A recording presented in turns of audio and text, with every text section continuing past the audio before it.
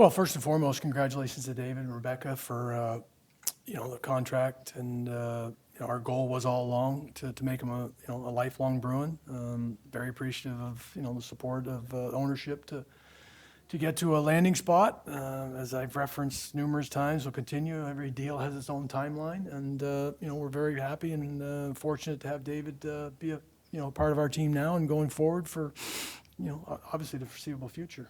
And, he indicated all along this is what he would like to do. He was patient. Had a lot of you be patient as well, given that you knew that you wanted to be here? Yeah, but I mean, ideally, yes, but you still get closer to, somebody sort of maybe peeking, underneath the covers elsewhere, and you wonder.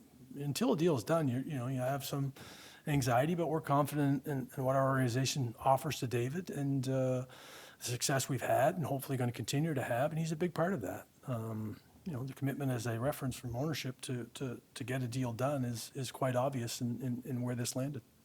Given where the cap is estimated to go and where his number is, and then what we've seen from Bergeron, et cetera, in the past, there may be a perception that he, left some money or gave a discount.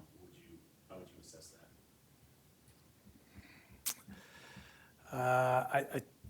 We found a really, a good landing spot where David, feels comfortable, and the organization has to try and balance, the pie as it stands is only so big, and you got to kind of divvy it up, and that's what we have to do. That's the challenges for myself and hockey ops, and it'll present some challenges, but, to David's credit, he's an elite player in the National Hockey League, and, we're just fortunate that he's going to play for us, and as I said, we found a deal that works.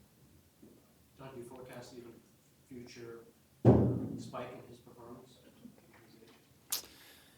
I mean, he's having a really, really good year, so that's what we hope, that he'll continue to have good years. You just never know. I mean, obviously, he's an elite player. He scored at an elite level, regular season, playoffs, and you hope that'll continue. I mean, obviously your power play numbers are part of that.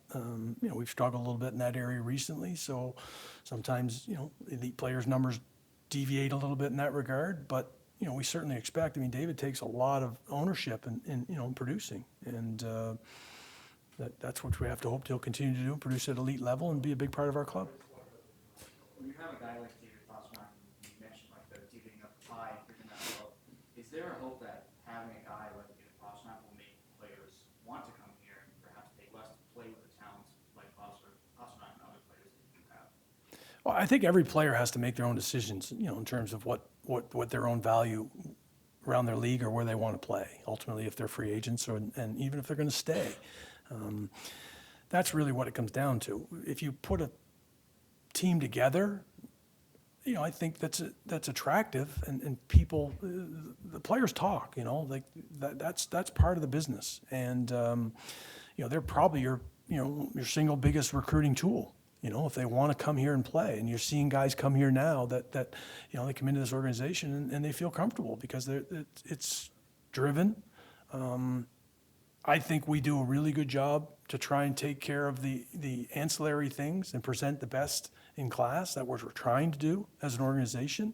Are we doing it right all the time? No, we're trying to learn from when we make mistakes, and the ownership is committed to that. And I think that breeds, hopefully, what you're talking about.